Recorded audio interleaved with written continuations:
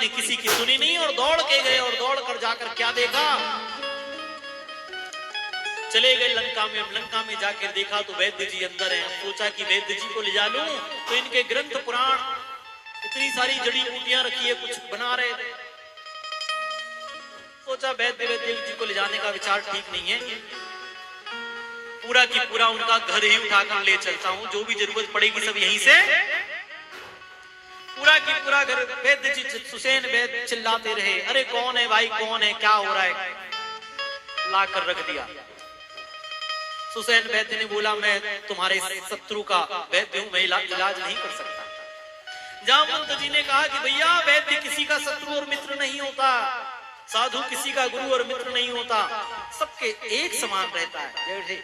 जैसे माता पिता के 4 पुत्र और चारों पुत्रों के लिए बराबर होते हैं, वैसे उनका कोई धर्म नहीं, उनका यही धर्म है कि वो सेवा करे। बोला ठीक है, मैं इलाज तो करूंगा, लेकिन दवाई मेरे पास नहीं है। संजीवनी लगेगी और कोई सूर्य उगने के पहले कोई ले आए।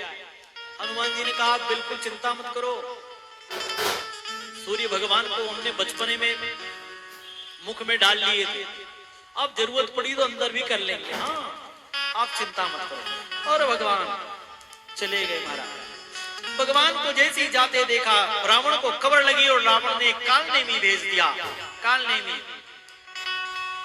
ने कहा कि भैया तुम जिसके पास भेज रहे हो वो मुझे इससे अच्छा कि तुम अपनी खड़क से मुझे परम धाम ही भेज दो। रावण ने कहा कि मूर्ख, मेरे हाथ से मरेगा तो तू नरक जाएगा। रावण ने ऐसा नहीं कहा, हम कह रहे हैं। रावण ने डराया धमकाया, तब उसको ऐसा लगा कि भाई इसके हाथ से मरूंगा तो नरक जाऊंगा और राम सेवक के हाथ से मरूंगा तो निश्चित ही स्वर्ग जाऊंगा। चले गए महाराज, साधु का वेश बनाकर गंगा के तट पर बैठे हैं और भजन कर रहे हैं। बोला बेटा तू संजीवनी विद्या बूटी लेने आया? बोले हाँ गुरुदेव, आप तो बड़े कालज्ञ हैं। बोले हम जानते हैं और हम तुझे देंगे, हम इसीलिए बैठे। उसके लिए तुझे दीक्षा लेनी पड़ेगी। बोले गुरुदेव दीक्षा दो, आप जो करो लेकिन दो। बोले स्नान करके आ जाए। स्नान करने जैसे ही गए महाराज, वहां एक मगरनी ने पैर पकड़ लिया।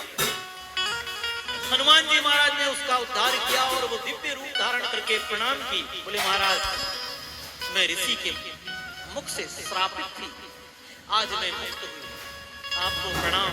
आपके कार्य में ये साधु रूपी कालनेमी है जो बाधा बना हुआ है। हनुमान जी गए और उसका गोविंदाय नमो नमः किया और आगे बढ़ गए।